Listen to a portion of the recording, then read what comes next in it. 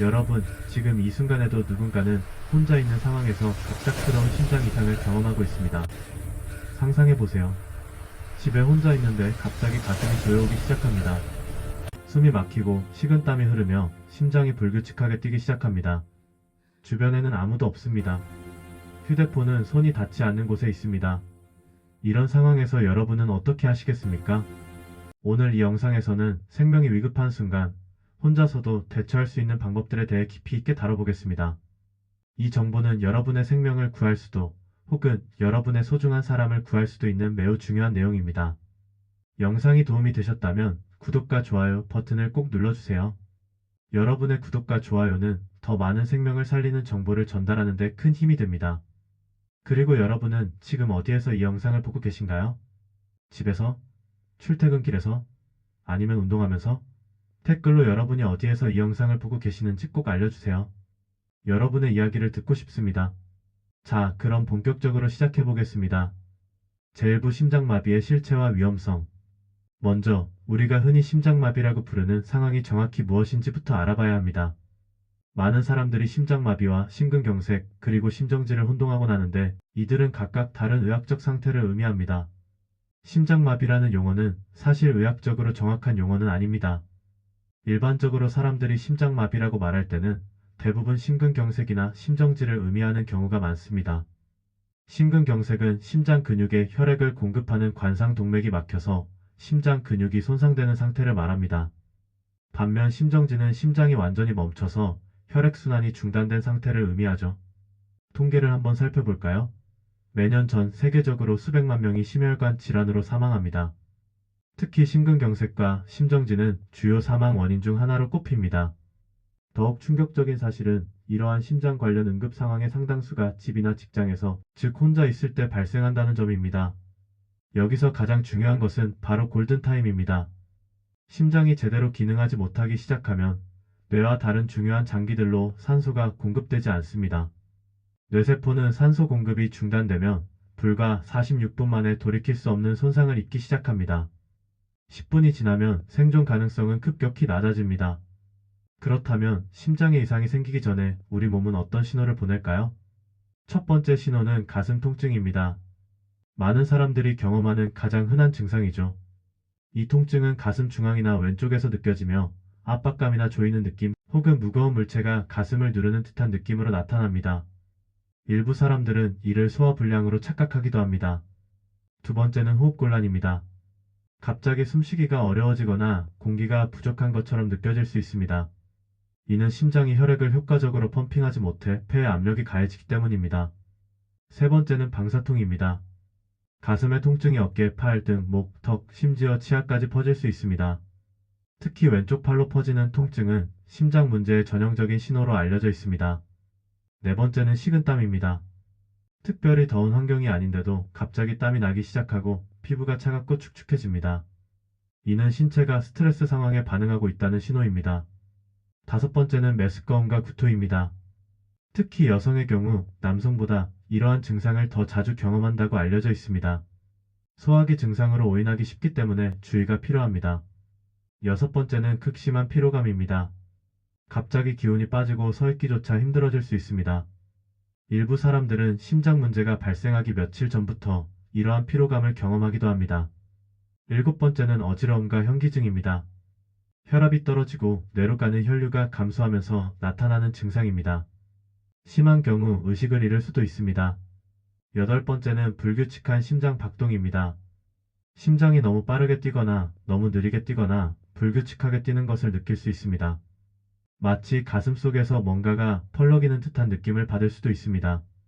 이러한 증상들이 모두 동시에 나타나는 것은 아닙니다. 사람마다 경험하는 증상이 다르며 특히 여성, 노인, 당뇨병 환자의 경우 전형적이지 않은 증상을 보일 수 있습니다. 어떤 사람들은 가벼운 불편함만 느끼다가 갑자기 상태가 악화되기도 합니다. 그렇다면 왜 어떤 사람들은 심장 문제에 더 취약할까요? 위험 요인은 크게 조절 가능한 요인과 조절 불가능한 요인으로 나눌 수 있습니다.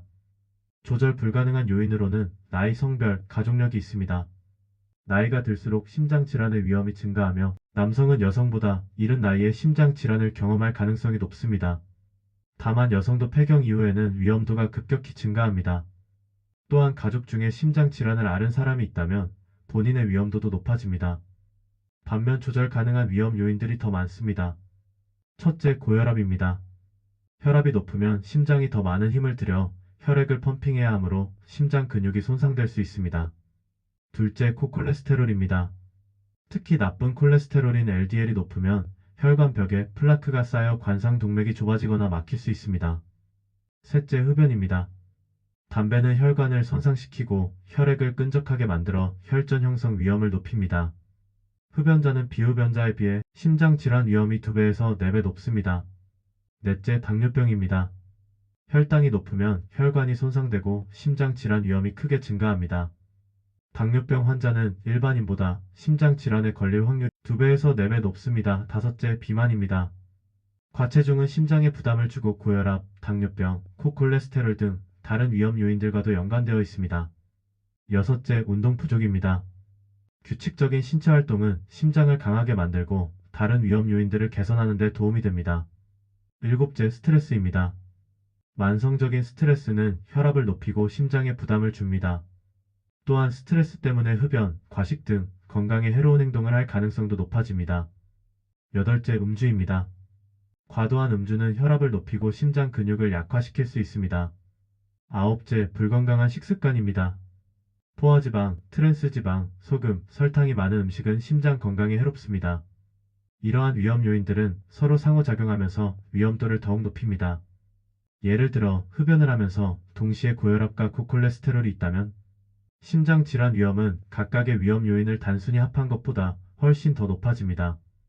여기서 중요한 점은 이러한 조절 가능한 위험 요인들의 대부분은 생활, 습관의 변화를 통해 개선할 수 있다는 것입니다. 건강한 식단, 규칙적인 운동, 금연, 절주, 스트레스 관리 등을 통해 심장 질환의 위험을 크게 낮출 수 있습니다. 그렇다면 이미 위험 신호가 나타났다면 어떻게 해야 할까요? 특히 혼자 있는 상황이라면 말이죠. 이것이 바로 오늘 우리가 집중적으로 다룰 주제입니다. 많은 사람들이 심장에 이상이 생겼을 때 당황하고 공황 상태에 빠집니다. 이는 매우 자연스러운 반응이지만 이러한 공황 상태는 오히려 상황을 악화시킬 수 있습니다.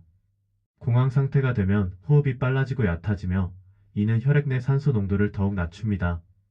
또한 아드레날린 같은 스트레스 호르몬이 분비되어 심장에 더 많은 부담을 줍니다. 따라서 가장 중요한 것은 침착함을 유지하는 것입니다. 말은 쉽지만 실제로 그런 상황에서 침착함을 유지하기는 매우 어렵습니다. 그렇기 때문에 미리 준비하고 어떻게 대처해야 하는지 알고 있어야 합니다. 지금부터 우리는 구체적인 대처 방법들을 단계별로 살펴보겠습니다. 이 정보들은 생명을 구할 수 있는 매우 중요한 내용이니 끝까지 집중해서 들어주시기 바랍니다. 제2부 응급상황 초기 대응 전략. 자, 이제 본격적으로 혼자 있을 때 심장에 이상이 생겼다면 어떻게 대처해야 하는지 구체적으로 알아보겠습니다. 가장 먼저 해야 할 일은 무엇일까요? 바로 도움을 요청하는 것입니다. 많은 사람들이 증상이 심각하지 않다고 생각하거나 오판이라고 생각해서 도움 요청을 미루는 경우가 있습니다. 하지만 이것은 매우 위험한 생각입니다. 심장 문제의 경우 초기에는 가볍게 시작했다가 갑자기 급격히 악화될 수 있습니다. 따라서 심장 이상 증상이 의심되는 순간 즉시 응급 전화를 해야 합니다. 우리나라의 경우 119에 전화하면 됩니다.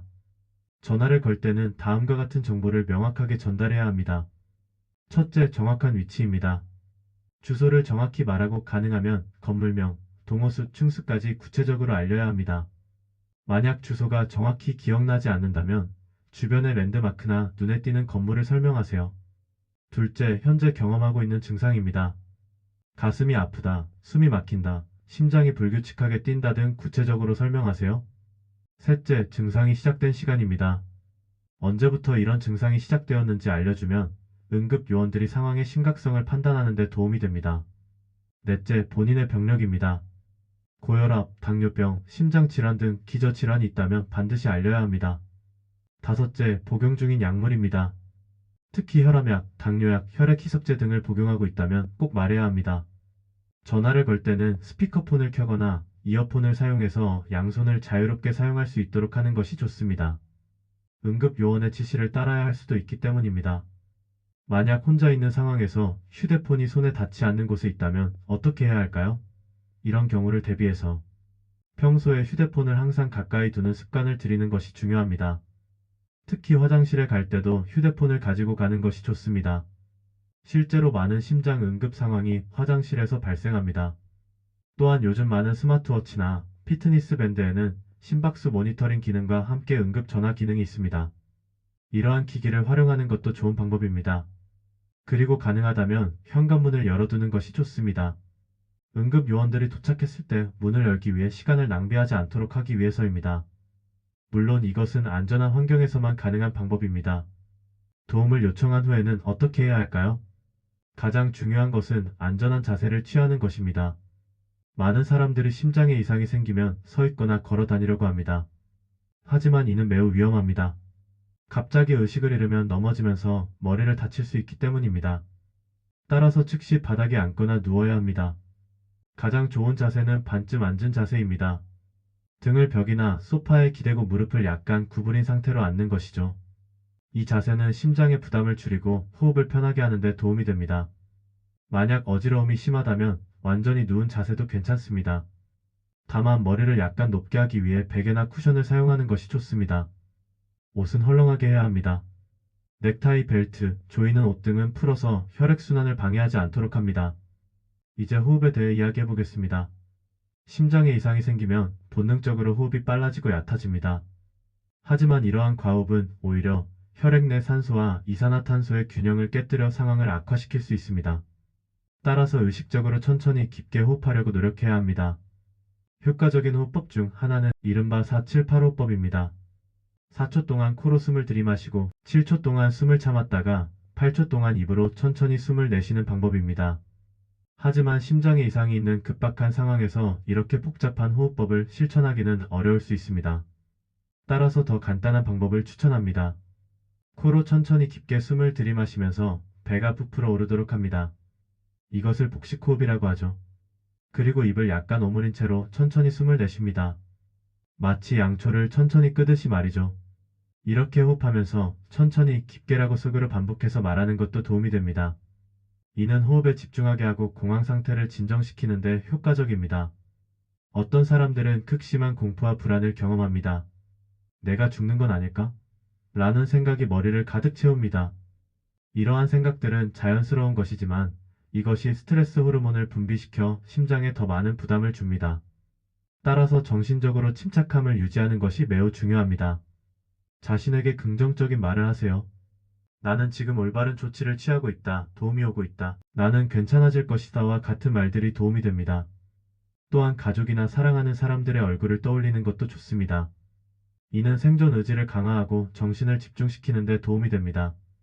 일부 사람들은 기도나 명상을 통해 마음의 평화를 찾기도 합니다. 본인에게 효과적인 방법이라면 무엇이든 활용하세요. 이제 많은 사람들이 궁금해하는 주제에 대해 이야기하겠습니다. 바로 기침입니다. 인터넷이나 소셜미디어에서 심장마비가 왔을 때 세게 기침을 하면 살 수 있다는 정보를 본 적이 있으실 겁니다. 이것을 기침 CPR 또는 기침 심폐소생술이라고 부르기도 합니다.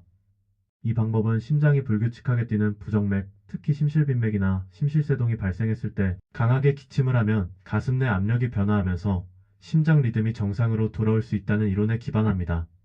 실제로 일부 의학 문헌에서 이러한 사례가 보고된 적이 있습니다. 병원에서 심전도 모니터링을 받던 중 부정맥이 발생한 환자가 기침을 통해 일시적으로 증상을 완화시킨 경우들이 있었죠. 하지만 여기서 매우 중요한 점이 있습니다. 첫째, 이러한 사례들은 대부분 의료진의 감독하에 심전도로 정확히 진단된 특정 유형의 부정맥에서 발생했습니다.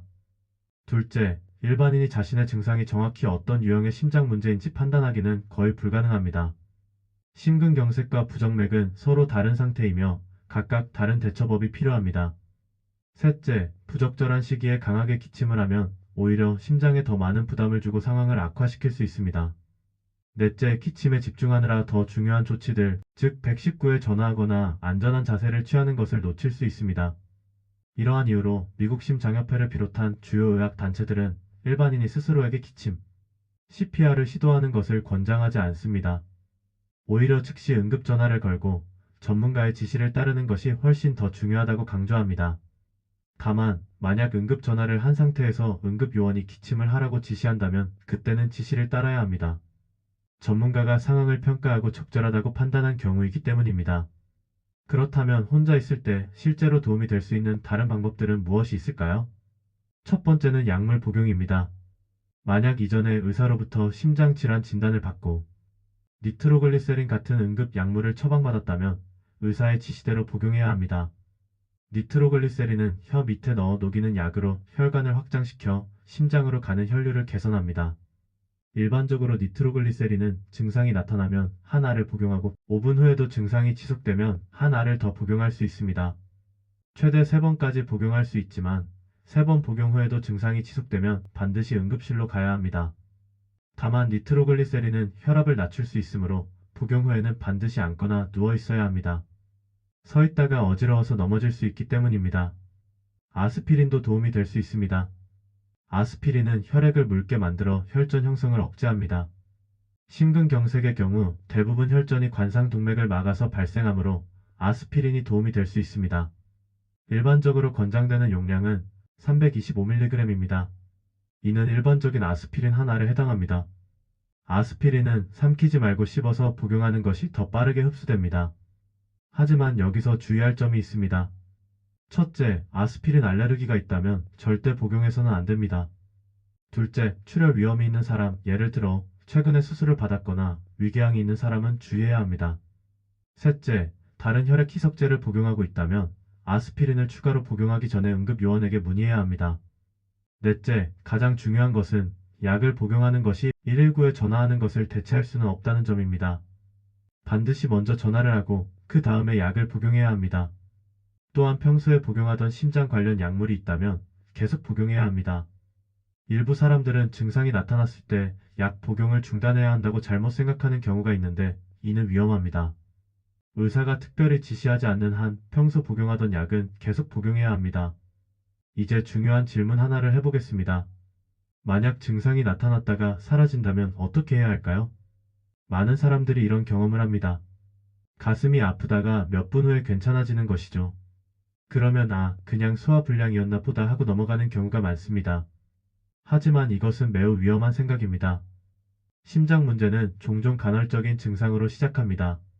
증상이 나타났다 사라지는 것은 심장이 일시적으로 혈류를 회복했다가 다시 막히는 것을 의미할 수 있습니다. 따라서 증상이 사라졌더라도 반드시 의료 전문가의 진료를 받아야 합니다. 특히 다음과 같은 경우에는 더욱 그렇습니다. 증상이 처음 경험하는 것이거나 평소와 다른 경우, 증상이 5분 이상 지속되었던 경우, 증상이 반복적으로 나타나는 경우, 위험 요인이 많은 경우, 실제로 많은 심근경색 환자들이 증상이 나타나기 며칠 또는 몇 주 전부터 경고 신호를 경험했다고 보고합니다. 이러한 경고 신호를 무시하지 않고 조기에 대응한다면 심각한 심장 손상을 예방할 수 있습니다. 제3부 의식 유지와 자가 심폐소생술의 실제. 이제 더 심각한 상황, 즉 의식을 잃을 것 같은 상황에 대해 이야기해 보겠습니다. 심장에 심각한 문제가 생기면 뇌로 가는 혈류가 감소하면서 의식을 잃을 수 있습니다. 의식을 잃으면 스스로를 돕기가 불가능해지므로 의식을 유지하는 것이 매우 중요합니다. 어지러움이 심해지고 시야가 흐려지기 시작한다면 이는 의식을 잃을 수 있다는 경고 신호입니다. 이럴 때는 다음과 같은 방법들을 시도해 볼 수 있습니다. 첫째, 즉시 바닥에 눕습니다. 완전히 평평하게 누워서 다리를 약간 높이는 것이 좋습니다. 이렇게 하면 중력의 도움으로 다리의 혈액이 심장과 뇌로 돌아가는 데 도움이 됩니다. 의자나 쿠션을 이용해 다리를 2-30cm 정도 높이면 됩니다. 둘째, 차가운 물로 얼굴을 씻거나 찬 물수건을 얼굴에 대는 것도 도움이 될 수 있습니다. 이는 미주신경을 자극해서 심박수를 조절하는 데 도움이 됩니다. 셋째, 정신을 차리기 위해 스스로에게 크게 말을 걸거나 노래를 부르는 것도 의식을 유지하는 데 도움이 됩니다. 넷째, 통증 자극을 줄 수도 있습니다. 예를 들어 손톱으로 손바닥을 꼬집거나 허벅지를 꼬집는 등의 방법입니다. 통증은 의식을 깨우는 데 효과적입니다. 하지만 의식을 유지하려는 노력보다 더 중요한 것은 안전입니다. 만약 서 있거나 위험한 장소에 있다면 의식을 잃어 넘어질 때 다칠 수 있습니다. 따라서 무엇보다 먼저 안전한 장소로 이동하거나 안전한 자세를 취해야 합니다. 이제 많은 분들이 궁금해하실 내용에 대해 이야기하겠습니다. 바로 스스로에게 심폐소생술을 할 수 있는가 하는 것입니다. 일반적인 심폐소생술, 즉 CPR은 다른 사람이 의식을 잃고 심장이 멈춘 사람에게 시행하는 것입니다. 가슴을 압박하고 인공호흡을 하는 것이죠. 그런데 자신에게 스스로 CPR을 할 수 있을까요? 답은 아니오입니다. 심폐소생술은 심장이 완전히 멈춘 사람을 위한 것입니다. 만약 심장이 완전히 멈춘다면 의식도 즉시 잃게 됩니다.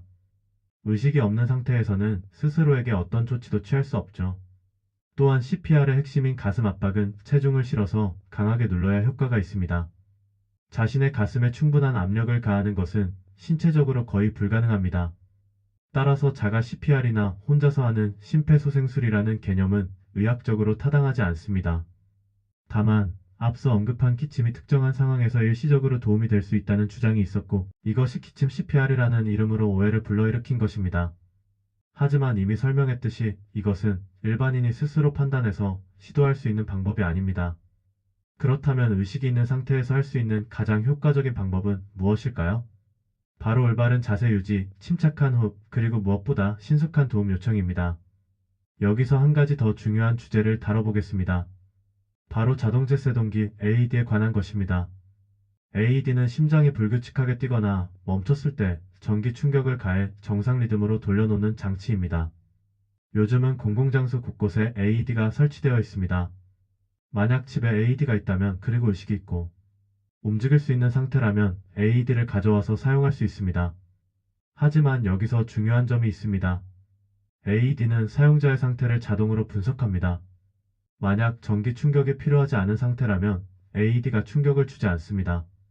즉, AED는 안전장치가 있어서 잘못 사용해도 해를 끼칠 위험이 적습니다. AED 사용법은 다음과 같습니다. 첫째, AED 전원을 켭니다. 대부분의 AED는 전원을 켜면 자동으로 음성 안내가 시작됩니다. 둘째, 패드를 가슴에 부착합니다. 패드에는 부착 위치가 그림으로 표시되어 있습니다. 일반적으로 한 패드는 오른쪽 빗장뼈 아래에, 다른 패드는 왼쪽 젖꼭지 옆 겨드랑이 부근에 부착합니다. 셋째, AED가 심장 리듬을 분석하는 동안 환자를 만지지 않습니다. 분석이 끝나면 AED가 충격이 필요한지 알려줍니다. 넷째, 충격이 필요하다면 AED가 안내하는 대로 충격 버튼을 누릅니다. 이때 자신이나 다른 사람이 환자를 만지고 있지 않은지 확인해야 합니다. 하지만 혼자 있는 상황에서 스스로에게 AED를 사용하는 것은 매우 어렵습니다. AED는 기본적으로 다른 사람이 사용하도록 설계되어 있기 때문입니다. 무엇보다 만약 당신이 AED가 필요할 정도로 심각한 상태라면 아마도 의식이 없거나 거의 의식을 잃을 상태일 것입니다. 그런 상태에서 AED를 스스로 작동시키기는 거의 불가능합니다. 따라서 AED는 가족이나 동료가 있을 때 그들이 사용할 수 있도록 위치를 알려두는 것이 더 중요합니다. 이제 예방과 준비에 대해 이야기해보겠습니다. 가장 좋은 대처는 문제가 발생하기 전에 예방하는 것입니다. 또한 만약의 상황에 대비해 미리 준비해두는 것도 중요합니다. 첫째, 정기적인 건강검진을 받으세요. 특히 40세 이상이거나 위험 요인이 있다면 더욱 중요합니다.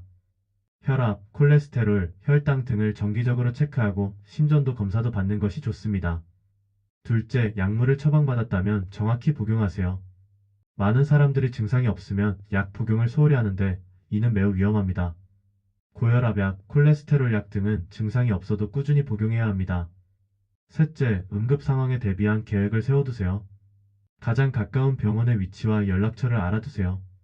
집에 응급 약물 니트로글리세린, 아스피린 등을 구비해두세요. 가족이나 친구에게 자신의 건강 상태를 알려두세요. 의료 정보를 담은 카드를 지갑에 넣어두거나 휴대폰에 저장해두세요. 넷째, 휴대폰에 긴급 연락처를 등록해두세요. 대부분의 스마트폰에는 긴급 연락처 기능이 있어서 잠금 화면에서도 접근할 수 있습니다. 다섯째, 혼자 있는 시간을 최소화하세요. 특히 심장 질환이 있다면 가능한 한 누군가와 함께 있거나 정기적으로 연락하는 체계를 만드는 것이 좋습니다. 여섯째, 증상 일기를 작성하세요. 어떤 증상이 언제, 어떤 상황에서 나타나는지 기록해두면 의사가 진단하고 치료 계획을 세우는 데 큰 도움이 됩니다. 일곱째, CPR과 AED 사용법을 배우세요. 비록 자신에게는 사용할 수 없지만 다른 사람을 도울 수 있고 원리를 이해하면 응급 상황에서 더 침착하게 대응할 수 있습니다. 제사부 생활 습관 개선과 장기적 심장 건강 관리. 지금까지 응급 상황에서의 대처법에 대해 알아봤습니다. 이제는 근본적으로 심장을 건강하게 유지하는 방법에 대해 이야기해 보겠습니다. 심장 건강의 가장 중요한 기둥은 바로 생활 습관입니다. 약물 치료도 중요하지만 건강한 생활 습관 없이는 효과가 제한적입니다. 먼저 식습관부터 살펴보겠습니다. 심장 건강에 좋은 식단의 핵심은 다음과 같습니다. 첫째, 채소와 과일을 많이 섭취하세요. 하루에 최소 5회분 이상의 채소와 과일을 먹는 것이 좋습니다. 다양한 색깔의 채소와 과일을 먹으면 다양한 항산화 물질과 비타민, 미네랄을 섭취할 수 있습니다. 둘째, 통곡물을 선택하세요. 흰 쌀밥이나 흰빵 대신 현미 잡곡, 통밀빵 등을 선택하면 식이섬유와 영양소를 더 많이 섭취할 수 있습니다. 식이섬유는 콜레스테롤을 낮추고 혈당을 안정시키는 데 도움이 됩니다. 셋째, 건강한 지방을 섭취하세요. 모든 지방이 나쁜 것은 아닙니다. 생선, 특히 연어, 고등어, 정어리 같은 등푸른 생선, 견과류, 아보카도, 올리브오일 등에 포함된 불포화 지방은 심장 건강에 좋습니다. 반면 포화지방과 트랜스지방은 제한해야 합니다. 넷째, 단백질을 현명하게 선택하세요. 붉은 고기보다는 생선, 닭, 가슴살, 콩, 두부 등을 선택하는 것이 좋습니다. 붉은 고기를 먹더라도 기름기가 적은 부위를 선택하고 적당량만 섭취하세요. 다섯째, 소금 섭취를 줄이세요. 과도한 소금은 혈압을 높입니다. 하루 소금 섭취량은 6g 이하로 제한하는 것이 좋습니다. 가공식품, 패스트푸드, 인스턴트 식품에는 소금이 많이 들어있으니 주의하세요. 여섯째, 설탕 섭취를 줄이세요. 특히 첨가당이 많은 탄산음료, 과자, 케이크 등은 피하는 것이 좋습니다. 설탕은 체중 증가, 당뇨병, 염증 등을 유발할 수 있습니다. 일곱째, 적당한 칼로리를 섭취하세요. 과식은 체중 증가로 이어지고 이는 심장에 부담을 줍니다. 자신의 활동량에 맞는 적절한 양을 먹는 것이 중요합니다. 여덟째, 수분을 충분히 섭취하세요. 물은 혈액순환을 원활하게 하고 혈압을 조절하는 데 도움이 됩니다. 하루 1.5에서 2리터의 물을 마시는 것이 좋습니다. 이러한 식습관을 실천하는 대표적인 식단이 바로 지중해식 식단입니다. 지중해식 식단은 채소, 과일, 통곡물, 콩류, 견과류, 올리브오일을 많이 섭취하고 생선과 가금류를 적당히 먹으며 붉은 고기와 가공육, 설탕은 제한하는 식단입니다. 많은 연구에서 지중해식 식단이 심장질환 위험을 크게 낮춘다는 것이 밝혀졌습니다. 이제 운동에 대해 이야기해보겠습니다. 규칙적인 운동은 심장을 강하게 만들고 혈압을 낮추며 좋은 콜레스테롤 HDL을 높이고 체중을 관리하며 스트레스를 줄이는 등 여러 가지 이점이 있습니다. 얼마나 운동해야 할까요? 일반적으로 권장되는 운동량은 다음과 같습니다. 중강도 유산소 운동주 150분 이상 하루 30분, 주 5일. 고강도 유산소 운동주 75분 이상. 근력 운동주 2회 이상. 중강도 유산소 운동이란 빠르게 걷기, 자전거 타기, 수영, 춤추기 등입니다. 운동 중에 말은 할 수 있지만 노래는 부르기 어려운 정도의 강도입니다. 고강도 유산소 운동이란 달리기, 줄넘기, 빠르게 자전거 타기 등입니다. 운동 중에 말을 하기도 어려운 정도의 강도입니다. 근력 운동은 웨이트 트레이닝, 팔굽혀펴기, 스쿼트 등 근육에 저항을 주는 운동입니다. 운동을 시작할 때는 천천히 시작해서 점차 강도를 높이는 것이 중요합니다. 특히 오랫동안 운동을 하지 않았거나 건강 문제가 있다면 운동을 시작하기 전에 의사와 상담하는 것이 좋습니다. 운동 중에 다음과 같은 증상이 나타나면 즉시 운동을 중단하고 의사와 상담해야 합니다. 가슴 통증이나 압박감, 극심한 호흡곤란, 어지러움이나 현기증, 메스꺼움 식은땀, 불규칙한 심장 박동. 또한 운동은 재미있어야 지속할 수 있습니다. 자신이 즐길 수 있는 운동을 찾으세요. 친구와 함께 하거나 음악을 들으면서 하거나 자연 속에서 하는 등 운동을 더 즐겁게 만드는 방법을 찾아보세요. 다음은 체중 관리입니다. 과체중과 비만은 심장 질환의 주요 위험 요인입니다. 특히 복부 비만은 더욱 위험합니다. 복부에 지방이 많이 쌓이면 염증 물질이 분비되고 인슐린 저항성이 증가하며 나쁜 콜레스테롤이 높아집니다. 건강한 체중 범위는 체질량 지수 BMI로 판단할 수 있습니다. BMI는 체중 킬로그램을 키미터의 제곱으로 나눈 값입니다. 일반적으로 BMI 18.5에서 24.9가 정상 범위로 간주됩니다. 하지만 BMI만으로는 충분하지 않습니다. 허리 둘레도 중요한 지표입니다. 남성은 90cm 이하, 여성은 85cm 이하가 바람직합니다. 체중을 감량할 때는 급격한 다이어트보다는 천천히, 꾸준히 감량하는 것이 중요합니다. 한 달에 2에서 4kg 정도의 감량이 적당합니다. 급격한 체중 감량은 오히려 건강에 해로울 수 있고 요요 현상이 일어나기 쉽습니다. 다음은 금연입니다. 흡연은 심장 건강에 매우 해롭습니다. 담배 연기에 포함된 화학 물질들은 혈관 내막을 손상시키고 혈액을 끈적하게 만들어 혈전을 형성하기 쉽게 하며 혈압을 높이고 좋은 콜레스테롤을 낮춥니다. 좋은 소식은 금연의 효과가 빠르게 나타난다는 것입니다. 20분 후 혈압과 심박수가 정상으로 돌아오기 시작합니다. 12시간 후 혈액 내 일산화탄소 수치가 정상으로 돌아옵니다. 2주에서 3개월 후 혈액순환이 개선되고 폐 기능이 향상됩니다. 1년 후 심장 질환 위험이 흡연자의 절반으로 줄어듭니다. 5년 후 뇌졸중 위험이 비흡연자 수준으로 낮아집니다. 15년 후 심장 질환 위험이 비흡연자와 비슷한 수준이 됩니다. 금연이 어렵다면 전문가의 도움을 받으세요. 금연 클리닉 니코틴 대체요법, 금연 약물 등 다양한 도움을 받을 수 있습니다. 다음은 음주입니다. 과도한 음주는 혈압을 높이고 심장 근육을 약화시키며 체중 증가를 유발합니다. 하지만 적당한 음주는 심장 건강에 해롭지 않다는 연구도 있습니다. 일부 연구에서는 하루 한두 잔의 와인이 심장 건강에 도움이 될 수 있다고 보고하기도 했습니다. 그러나 최근의 연구들은 음주량에 관계없이 음주 자체가 건강에 해로울 수 있다고 제시하고 있습니다. 따라서 가장 안전한 것은 금주입니다. 만약 음주를 한다면 적당량을 지키는 것이 중요합니다. 일반적으로 남성은 하루 2잔 이하, 여성은 1잔 이하가 권장됩니다. 여기서 한 잔은 맥주 355ml, 와인 148ml, 소주 44ml 정도를 의미합니다. 다음은 스트레스 관리입니다.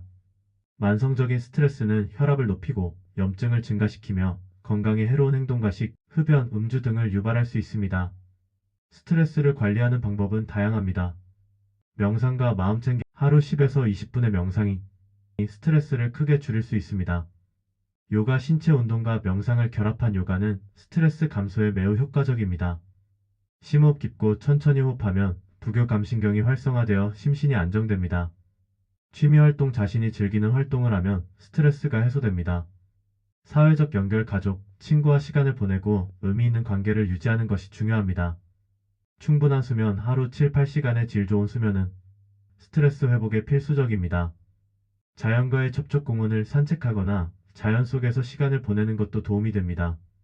만약 스트레스가 너무 심해서 일상생활에 지장을 준다면 전문가의 도움을 받는 것을 고려하세요. 심리상담이나 정신과 치료가 큰 도움이 될 수 있습니다. 다음은 수면입니다. 충분한 양질의 수면은 심장 건강에 매우 중요합니다. 수면이 부족하면 혈압이 높아지고 염증이 증가하며 호르몬 균형이 깨집니다. 성인에게 권장되는 수면 시간은 하루 7-8시간입니다. 너무 적게 자도 너무 많이 자도 건강에 해롭다는 연구 결과가 있습니다. 수면의 질을 높이는 방법은 다음과 같습니다. 규칙적인 수면, 스케줄 매일 같은 시간에 자고 일어나세요. 편안한 수면, 환경 어둡고 조용하고 시원한 방이 좋습니다. 취침 전 루틴 잠들기 전에 편안한 활동 독서, 따뜻한 목욕 등을 하세요. 전자기기 멀리하기 잠들기 1시간 전부터는 스마트폰, 컴퓨터, TV를 끄세요. 카페인과 알코올 피하기 오후 늦게나 저녁에는 카페인과 알코올을 피하세요. 규칙적인 운동 규칙적으로 운동하되 잠들기 직전의 운동은 피하세요. 만약 수면무호흡증이 있다면 반드시 치료를 받아야 합니다. 수면무호흡증은 수면 중에 호흡이 반복적으로 멈추는 질환으로 심장에 매우 해롭습니다.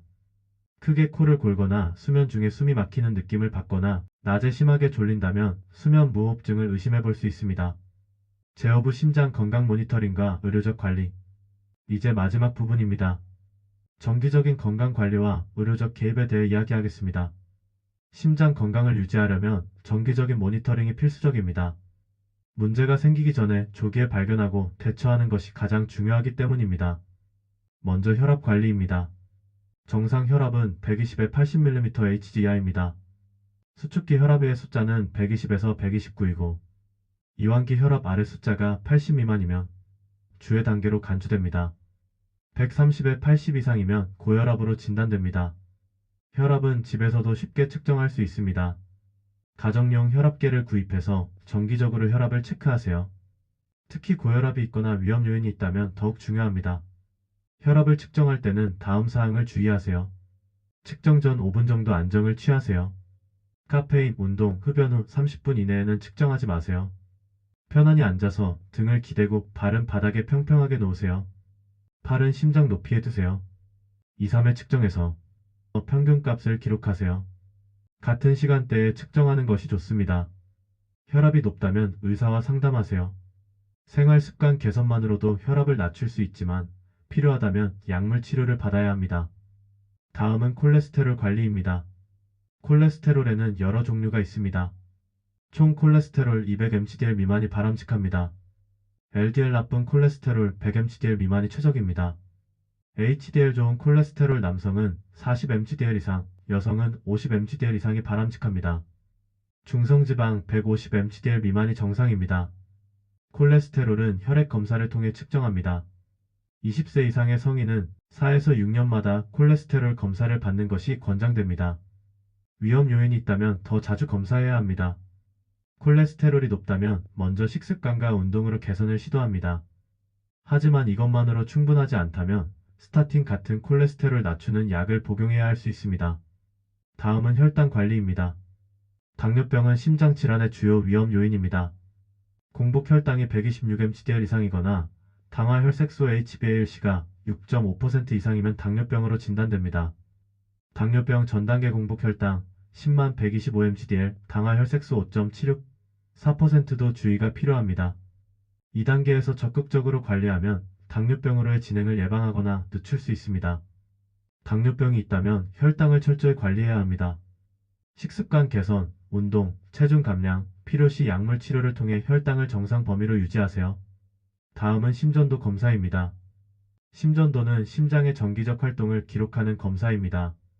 부정맥, 심근경색, 심장 비대 등을 발견할 수 있습니다. 정기 건강검진 시 심전도 검사를 받는 것이 좋습니다. 특히 40세 이상이거나 위험 요인이 있다면 더욱 중요합니다. 다음은 심장 초음파 검사입니다. 심장 초음파는 초음파를 이용해 심장의 구조와 기능을 평가하는 검사입니다. 심장 판막 질환, 심근 질환, 심장 내 혈전 등을 발견할 수 있습니다. 모든 사람이 정기적으로 심장 초음파를 받을 필요는 없지만 증상이 있거나 위험 요인이 많다면 의사의 권유에 따라 검사를 받는 것이 좋습니다. 다음은 운동부하 검사입니다. 운동부하 검사는 러닝머신에서 걸으면서 심전도와 혈압을 측정하는 검사입니다. 관상동맥 질환을 발견하는 데 도움이 됩니다. 가슴 통증이 있거나 운동 시 증상이 나타나거나 심장 질환 위험이 높다면 이 검사를 받는 것이 좋습니다. 다음은 관상동맥 CT나 관상동맥 조영술입니다. 이들은 관상동맥의 상태를 직접 확인하는 검사들입니다. 관상동맥이 좁아져 있거나 막혀 있는지 확인할 수 있습니다. 증상이 있거나 다른 검사에서 이상 소견이 있거나 위험도가 매우 높다면 의사가 이러한 검사를 권할 수 있습니다. 이제 약물 치료에 대해 이야기하겠습니다. 생활 습관 개선만으로 충분하지 않다면 약물 치료가 필요할 수 있습니다. 심장 질환에 사용되는 주요 약물들은 다음과 같습니다. 첫째, 혈압약입니다. 여러 종류가 있으며 각자의 상황에 맞는 약을 처방받게 됩니다. AC 억제제, ARB, 칼슘 차단제, 이노제, 페타 차단제 등이 있습니다. 둘째, 스타틴입니다. LDL 콜레스테롤을 낮추는 약으로 심혈관 질환 위험을 크게 줄입니다. 셋째, 항혈소판제입니다. 아스피린이 대표적이며 혈전 형성을 억제합니다. 심근경색이나 뇌졸중의 경험이 있거나 위험이 높은 사람들에게 처방됩니다. 넷째, 항응고제입니다. 와파린이나 새로운 경구용 항응고제 NOAC가 있으며 특정 부정맥 심방세동 환자에게 주로 처방됩니다. 다섯째, 당뇨약입니다. 혈당을 조절하는 약으로 메트포르민이 가장 흔히 사용됩니다. 약물을 처방받았다면 다음 사항을 주의하세요. 정확한 용량과 시간에 맞춰 복용하세요. 임의로 약을 중단하거나 용량을 조절하지 마세요. 부작용이 나타나면 즉시 의사에게 알리세요. 다른 약 처방약, 일반 의약품, 건강보조식품을 복용하기 전에 의사나 약사와 상담하세요. 정기적으로 검사를 받아 약의 효과와 부작용을 모니터링하세요. 이제 심장 재활 프로그램에 대해 이야기하겠습니다. 심근경색이나 심장 수술을 받은 후에는 심장 재활 프로그램에 참여하는 것이 매우 도움이 됩니다. 심장 재활은 운동훈련, 교육, 상담을 포함하는 포괄적인 프로그램입니다. 심장 재활의 효과는 여러 연구에서 입증되었습니다. 사망률을 낮추고 재입원을 줄이며 삶의 질을 향상시킵니다. 다음은 심장 이식과 인공심장입니다. 매우 중증의 심부전 환자들에게는 심장 이식이나 인공심장이 필요할 수 있습니다. 이는 마지막 치료 옵션으로 고려됩니다. 심장 이식은 생명을 구할 수 있지만 기증자를 찾기 어렵고 수술 후 평생 면역 억제제를 복용해야 하는 등의 어려움이 있습니다. 인공심장은 자신의 심장 기능을 보조하거나 대체하는 기계장치입니다. 기술이 발전하면서 점점 더 많은 환자들이 인공심장의 도움을 받고 있습니다. 이제 가족과 주변 사람들의 역할에 대해 이야기하겠습니다. 심장 질환이 있거나 위험이 높다면 가족과 친구들에게 자신의 상황을 알리는 것이 중요합니다. 그들이 당신의 상태를 이해하고 응급 상황에서 어떻게 도울 수 있는지 알아야 합니다. 가족들에게 다음 사항을 알려주세요. 당신이 경험할 수 있는 증상들, 응급 상황에서 해야 할 119 전화, CPR 등, 당신이 복용하는 약물, 당신의 주치의 연락처, 응급 약물이 포관된 장소, 또한 가족들도 CPR과 AED 사용법을 배우도록 권장하세요. 당신의 생명을 구할 수 있습니다. 마지막으로 희망의 메시지를 전하고 싶습니다. 심장 질환은 무서운 질병이지만 조기에 발견하고 적절히 관리한다면 건강하게 오래 살 수 있습니다. 많은 심장 질환 환자들이 약물 치료와 생활 습관 개선을 통해 정상적인 생활을 영위하고 있습니다. 의학 기술도 계속 발전하고 있습니다. 새로운 약물, 더 정교한 시술, 혁신적인 의료기기들이 계속 개발되고 있습니다. 심장 질환의 치료 성적도 지속적으로 개선되고 있습니다. 가장 중요한 것은 포기하지 않는 것입니다. 건강한 생활 습관을 실천하고 정기적으로 검진을 받고 필요한 치료를 받으며 긍정적인 마음가짐을 유지하세요. 오늘 이 영상에서 다룬 내용들을 요약하면 다음과 같습니다. 첫째, 심장 질환의 증상을 알고 조기에 인식하는 것이 중요합니다. 둘째, 혼자 있을 때 심장에 이상이 생긴다면 즉시 119에 전화하고 안전한 자세를 취하며 침착하게 호흡하는 것이 가장 중요합니다. 셋째, 인터넷에서 유행하는 기침 CPR 같은 검증되지 않은 방법보다는 전문가의 지시를 따르는 것이 안전합니다. 넷째, 예방이 최선의 치료입니다. 건강한 식습관, 규칙적인 운동, 금연, 절주, 스트레스 관리, 충분한 수면을 통해 심장 건강을 지킬 수 있습니다. 다섯째, 정기적인 건강검진과 필요시 적절한 의료적 개입이 중요합니다. 여섯째, 가족과 주변 사람들과 소통하고 응급 상황에 대비하는 것이 중요합니다. 일곱째, 희망을 잃지 마세요. 적절한 관리를 통해 건강하게 오래 살 수 있습니다. 여러분, 오늘 배운 내용을 실천하세요. 그리고 이 정보를 여러분의 가족과 친구들에게도 공유해주세요. 이 지식이 누군가의 생명을 구할 수도 있습니다. 이 영상이 도움이 되셨다면 구독과 좋아요를 부탁드립니다. 그리고 댓글로 여러분의 생각이나 경험을 공유해주세요. 여러분의 이야기가 다른 사람들에게도 큰 도움이 될 수 있습니다. 건강한 심장, 건강한 삶을 위해 오늘부터 작은 변화를 시작해보세요. 여러분의 건강을 응원합니다. 감사합니다.